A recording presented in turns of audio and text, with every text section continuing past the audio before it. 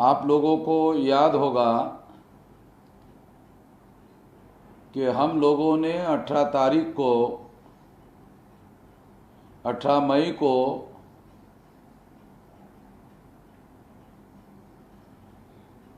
Jail भरो आंदोलन घोषित किया था।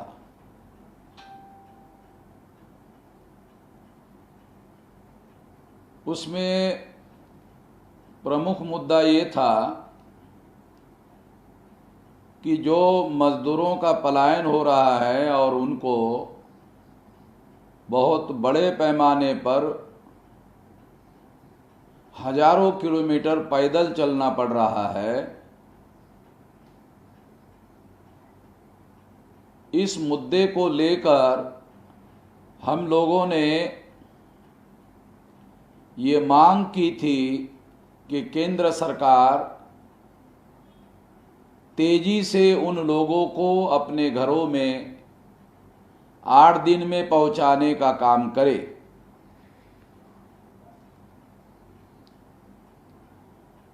और जब इकोनॉमी को बहाल करना है तो उन लोगों को, क्योंकि सरकार अगर उनको अपने घरों में पहुंचाने का काम करेगी तो उनको बाहर इकोनॉमी को बहाल करने के लिए दोबारा वापस लाया जा सकता है। मगर केंद्र सरकार ने राज्य का नाम लिया, राज्य ने केंद्र का नाम लिया और दोनों ने मिलकर मजदूरों के साथ कारपोरेट सेक्टर की मदद करने के लिए धोखाधड़ी करने का काम किया और ऐसा काम नहीं किया। जिस तरह से मजदूरों का पलायन हो रहा है और उनको हजारों किलोमीटर पैदल चलना पड़ रहा है, ये एक आधुनिक भारत की सबसे बड़ी त्रासदी के तौर पर इतिहास में इस कलंक को लिखा जाएगा। दूसरी बात हमने उठाई थी कि भारत सरकार के फूड कॉरपोरेशन ऑफ इंडिया के गोदामों में अनाज पड़ा हुआ है और मंत्री का कहना है कि 1.5 साल तक हम लोग भारत के समस्त भारतीयों को खाना खिला सकते हैं। तो हमने मांग की थी कि उनके घरों में परिवार को जितना अन्न चाहिए उतना अन्न फ्री ऑफ कास्ट पहुंचाया जाए।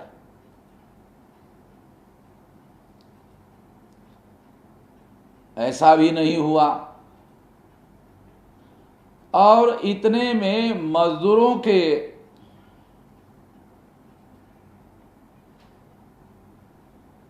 हक और अधिकार को खत्म करने वाला अध्यादेश निकाला गया।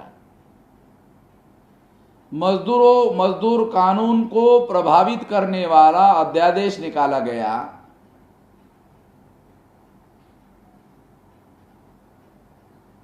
इसलिए हमने इस मुद्दे को भी उसमें डाला था, जेल भरो आंदोलन में। मगर 18 तारीख को लॉकडाउन घोषित करने की वजह से हम लोग ने जेल भरो आंदोलन पीछे ले लिया और उसके जगह हम अपना वैकल्पिक अल्टरनेटिव आंदोलन करने का ऐलान किया था और 18 तारीख को ये नया आंदोलन हम घोषित करेंगे, यह घोषणा हमने की थी।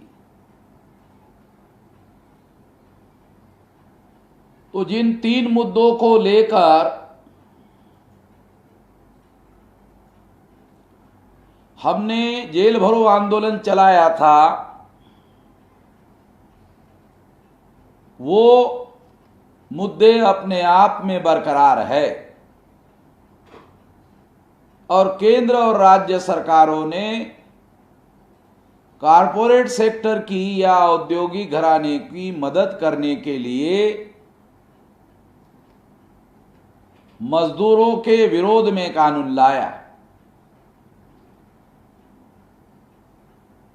इसके विरोध में हम लोगों ने आंदोलन करने का ऐलान किया था, तो लगभग उनके साथ साथ लॉकडाउन के दौरान कुछ और भी फैसले जो जनहित के विरोध में हैं, वो फैसले आए हैं। वो सारे मुद्दों को विरोध करने के लिए, विरोध प्रदर्शित करने के लिए मैं वो सारे मुद्दे पहले आप लोगों के सामने घोषित करना चाहता हूं,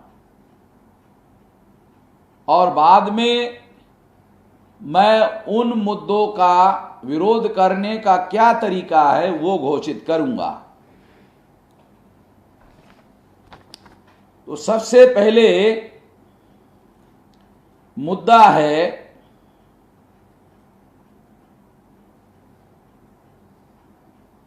श्रमिकों को 8 घंटे की बजाय 12 घंटे काम करना होगा।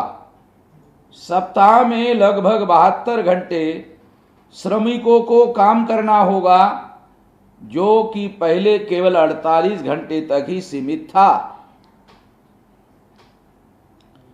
पहले से ही श्रम कानूनों को पूरी तरह से लागू नहीं किया जाता है।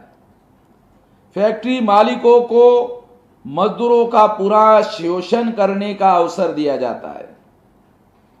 अभी श्रम कानून में बदलाव के कारण फैक्ट्री मालिकों को मजदूरों के शोषण की पूरी छूट मिल जाएगी।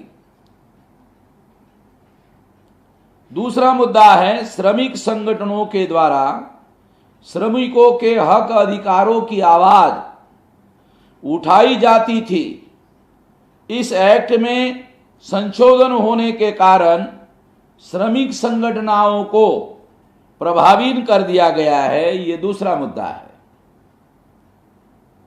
तीसरा मुद्दा है कारपोरेट और बिल्डर लॉबी के दबाव में आकर कोरोना महामारी के कारण लॉकडाउन की बजाय संकट में फंसे मजदूरों को अपने गृह राज्य में भेजने की वजह उन्हें अपने राज्य में जबरन रोक के रखना एक तरह से उन प्रवासी मजदूरों को बंधुआ मजदूर बनाकर रखने के विरोध में है। ये मौलिक अधिकारों के, मानव अधिकारों के विरोध का भी मामला है।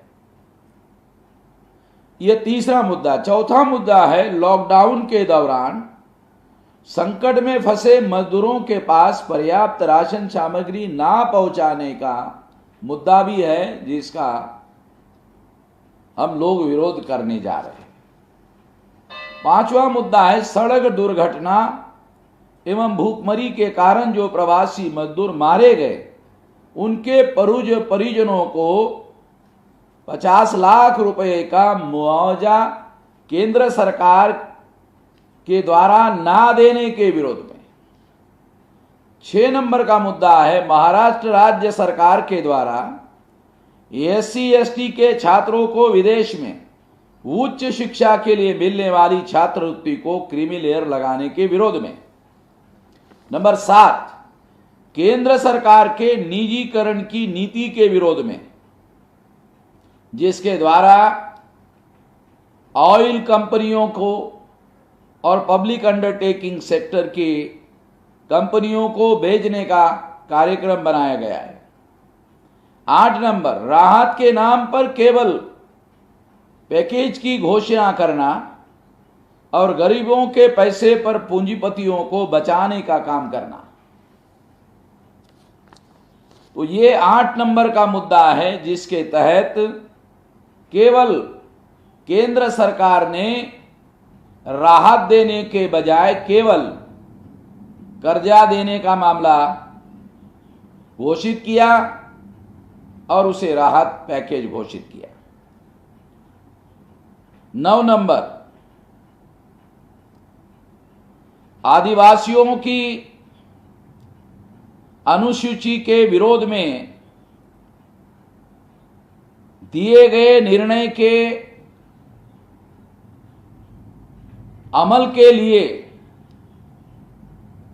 केंद्र सरकार का राजी होना ये आदिवासियों के विरोध में बहुत भारी षड्यंत्र है, उसके लिए भी हम लोग विरोध कर रहे हैं। 10 नंबर, रिजर्वेशन इन प्रमोशन के विरोध में सुप्रीम कोर्ट ने जो फैसला दिया और केंद्र सरकार ने सही तरीके से पैरवी नहीं की और उस पर अमल करने के केंद्र सरकार के विरोध में भी हम लोग विरोध कर रहे हैं। पब्लिक अंडरटेकिंग सेक्टर में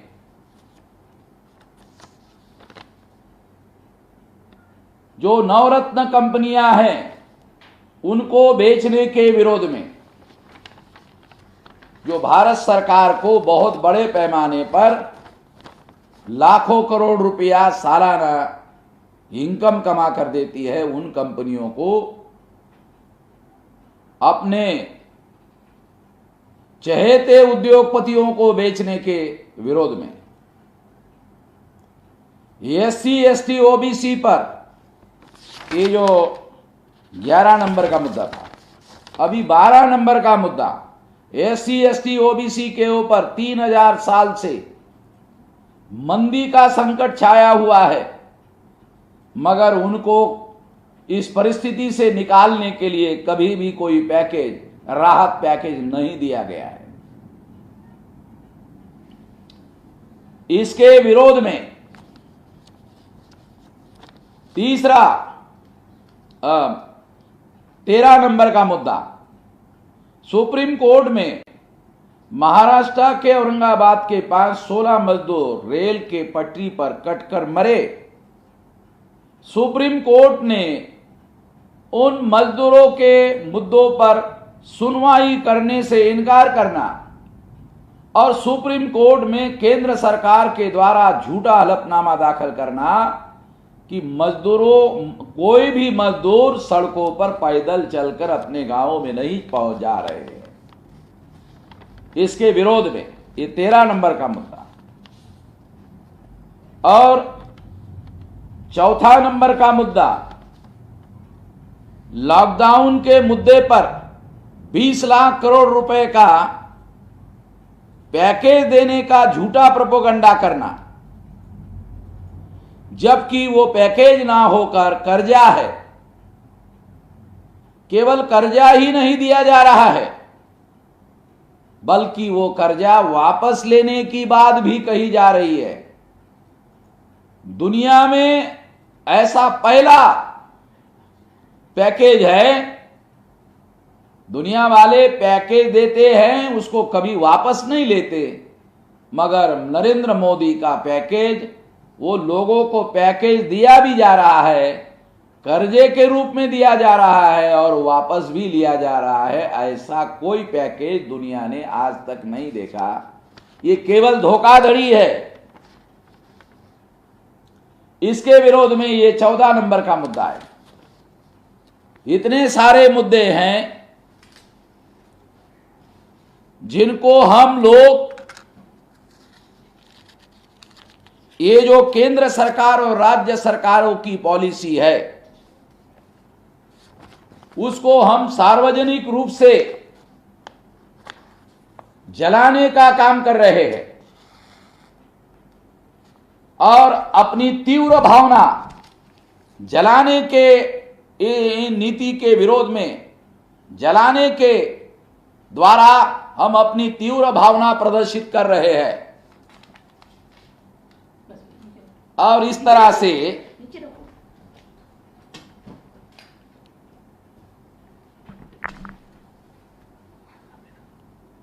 वो हमने ये जो पॉलिसी है केंद्र सरकार और राज्य सरकारों की, उसको सार्वजनिक रूप से जलाया